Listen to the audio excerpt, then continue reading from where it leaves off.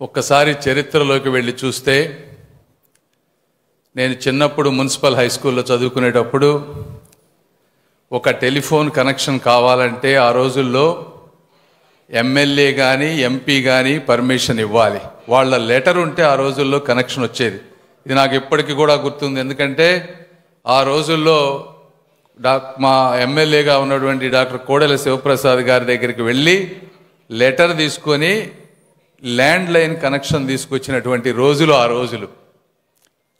అయితే ఆ రోజు నుంచి ఈ రోజుకు జరిగినటువంటి పరిణామాలు తీసుకుంటే ఈ భారతదేశ గతిని టెలికాం రంగంలో ముఖ్యంగా మార్చినటువంటి వ్యక్తులు ముగ్గురు ఉన్నారు. ఒకటి, టెలికాం తలుపులు తెరిచి కనెక్టివిటీకి కొత్త దారులు వేసిన మహానేత వాజ్పేయి గారు, అటల్ బిహారీ వాజ్పేయి గారు. రెండు, ఆధునికత, అభివృద్ధి, సాంకేతికత అనే పదాలకు అర్థమైనటువంటి నా ప్రియతమ నేత, మనందరి ప్రియతమ నేనటువంటి గౌరవ ముఖ్యమంత్రి శ్రీ నారా చంద్రబాబు నాయుడు గారు. ఆ రోజుల్లో ఈ విధమైనటువంటి ఇబ్బందులు ఉన్నప్పుడు వాజ్పేయి గారు దీని మీద ఆలోచన చేయగలిగేటువంటి శక్తి ఉన్నవాళ్ళు ఎవరు, విజన్ ఉన్నవాళ్ళు ఎవరు, కష్టపడి చేయగలవారు ఎవరు అని చెప్పి ఆలోచించినప్పుడు వాజ్పేయి గారికి కనపడినటువంటి యంగ్ విజనరీ లీడర్ మన నారా చంద్రబాబు నాయుడు గారు. ఆయన ఒక వీరిని చైర్మన్గా పెట్టి ఒక కమిటీ వేస్తే ఆ రోజుల్లో కమిటీ రిపోర్టు స్టడీ చేసి 3 విషయాలమైన ఒక స్పష్టత ఇచ్చారు. ఒకటి, ఆ రోజుల్లో ఫోన్ అంటే ఇందా చెప్పారు సత్యకుమార్ గారు, ఒక సెల్ ఫోన్ నుంచి కానీ ఒక కాల్ చేయాలంటే దాదాపుగా 50 రూపాయలు 100 రూపాయలు పడేది ఒక మినిట్కి మాట్లాడాలంటే. రేటు తగ్గించడం ఎలా? రెండోది, రూరల్ కనెక్టివిటీ, విలేజెస్లో ప్రతి ఒక్కరికి ఫోన్ అందించడం ఎలా? మూడోది, హై స్పీడ్ ఇంటర్నెట్ ఎలా గ్రామానికి తీసుకువెళ్ళాలనేటువంటి 3 బృహత్తరమైన కార్యక్రమాలకి విజన్ ఇచ్చినటువంటి చైర్మన్ శ్రీ నారా చంద్రబాబు నాయుడు గారు. ఆ రోజున ఎప్పుడు చెప్తా ఉంటే టెలిఫోన్ ఈ విధంగా అందరి చేతుల్లోకి ఎలా వచ్చింది అని మాట్లాడేదానికి రూపకర్త చంద్రబాబు నాయుడు గారు. ఆ రిపోర్టు తీసుకొని ప్రైవేట్ ప్లేయర్స్ని ఎంకరేజ్ చేసి కాంపిటీషన్ పెంచి కాల్ డేటా రేట్స్ తగ్గిస్తే ఈ రోజున 300 రూపాయల నుంచి 9 రూపాయల వరకు డేటా కాస్ట్ తగ్గింది. వీళ్ళిద్దరూ ఆ రోజున బిఎస్ఎన్ఎల్ కూడా అద్భుతంగా ఉండేది. 2004 వాజ్పేయి గారి గవర్నమెంట్ వెళ్ళేటప్పటికీ బిఎస్ఎన్ఎల్ ఆదాయం సంవత్సరానికి 32,000 కోట్ల రూపాయలు, 6,000 కోట్ల రూపాయలు నెట్ ప్రాఫిట్ ఉండేది. దాదాపు 2.5 లక్షల మంది ఎంప్లాయీస్ ఉండేటువంటి బిఎస్ఎన్ఎల్ సంస్థ. అలాంటి సంస్థ గడిచిన తర్వాత 2004-14 మధ్య కాంగ్రెస్ యూపీఏ గవర్నమెంట్ వచ్చింది. ఆ చరిత్ర మీకు తెలుసు. 2G స్కాములు వీటన్నిటితోటి బిఎస్ఎన్ఎల్ సంస్థ మెల్లగా కిందకు వస్తూ ఉంది. మళ్ళీ 2014 తర్వాత ఇప్పటివరకు 2 నాయకుల పేర్లు చెప్పాను. మూడో నాయకులు దూరదృష్టి, దృఢ సంకల్పం, దేశభక్తి కలిగినటువంటి 3వ నేత మన నరేంద్ర మోదీ గారు 2014లో వచ్చారు.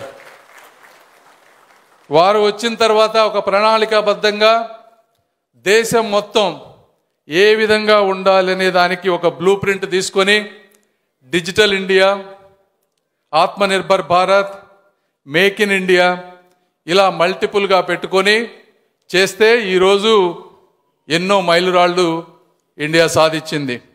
ఆ రోజు 25 కోట్ల జనాభాకి బ్రాడ్బ్యాండ్ కనెక్షన్ ఉంటే ఈరోజు 100 కోట్ల మంది బ్రాడ్బ్యాండ్ కనెక్షన్ వాడుతూ ఉన్నారు.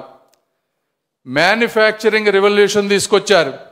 2014-15 మధ్య ఈ దేశంలో 60 లక్షల ఫోన్లు మ్యానుఫ్యాక్చర్ అయ్యాయి.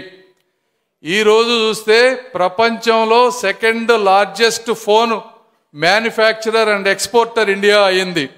33 కోట్ల ఫోన్లు ఈరోజు దేశవ్యాప్తంగా తయారవుతూ ఉన్నాయి.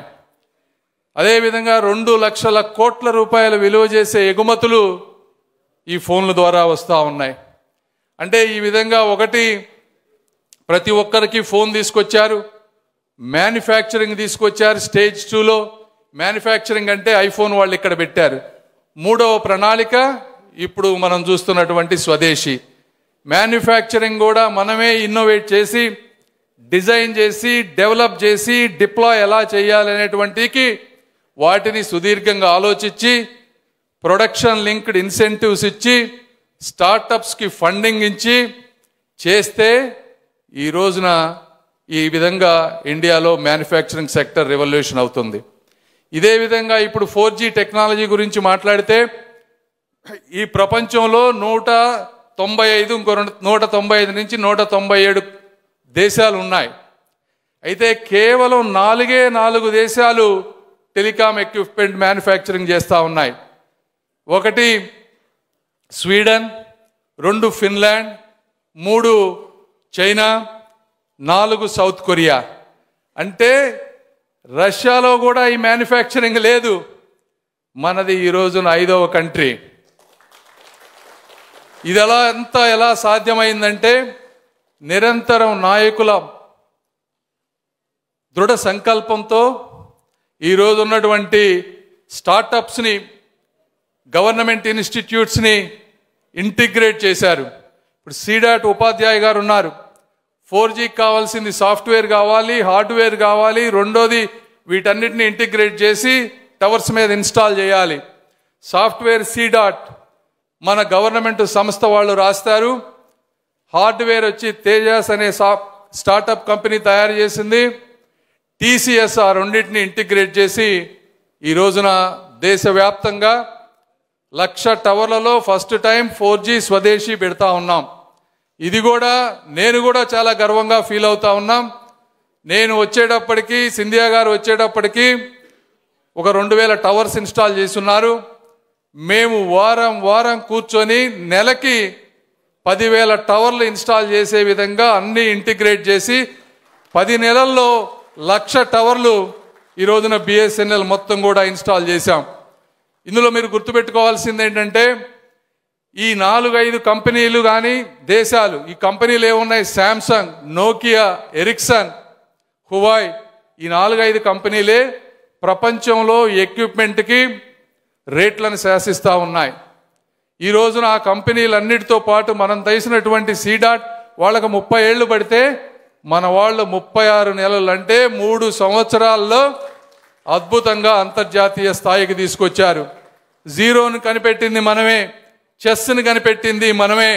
కాబట్టి 4G కానీ 5G కానీ మనం ఎందుకు కనిపెట్టలేమనేటువంటి ఒక దృఢ సంకల్పంతో ఈరోజు అందరూ పనిచేశారు. వారందరికీ కూడా నేను మనస్ఫూర్తిగా కృతజ్ఞతలు తెలుపుతా ఉన్నాను.